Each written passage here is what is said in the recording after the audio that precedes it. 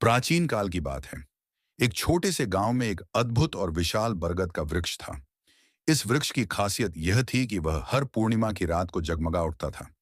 ये चमत्कार देखकर गांव वाले इसे पवित्र मानते थे और उसकी पूजा करते थे।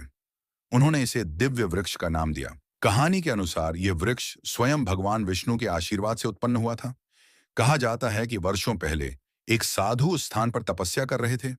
उनकी तपस्या इतनी कठोर थी कि स्वयं विष्णु भगवान उनके सामने प्रकट हुए।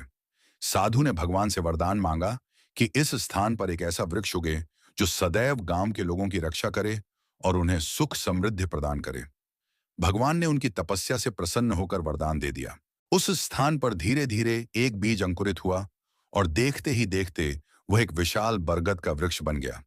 इस वृक्ष की छाया इतनी ठंडी और सुखद थी कि जो भी उसके नीचे बैठता उसे शांति मिलती।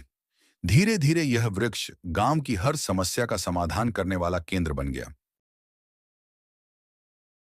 लेकिन समय के साथ गांव के कुछ युवकों ने इस वृक्ष को एक साधारण पेड़ मान लिया।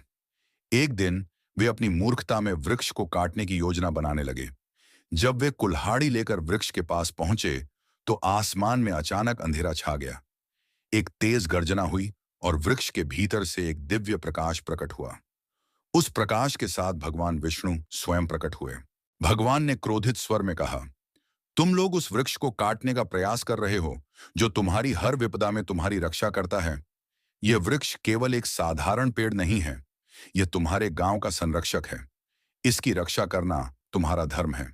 युवकों ने भयभीत होकर भगवान से क्षमा मांगी और वचन दिया कि वे उस वृक्ष की हमेशा पूजा करेंगे। गांव के बुजुर्गों ने युवाओं को समझाया कि प्रकृति के हर अंश में भगवान का वास है और हमें उसका आदर करना चाहिए। इसके बाद गांव वालों ने हर वर्ष वृक्ष के नीचे एक बड़ा उत्सव मनाना शुरू किया। वे इसे वृक्ष पूर्णिमा कहते थे। इस दिन गांव वाले वृक्ष की पूजा कर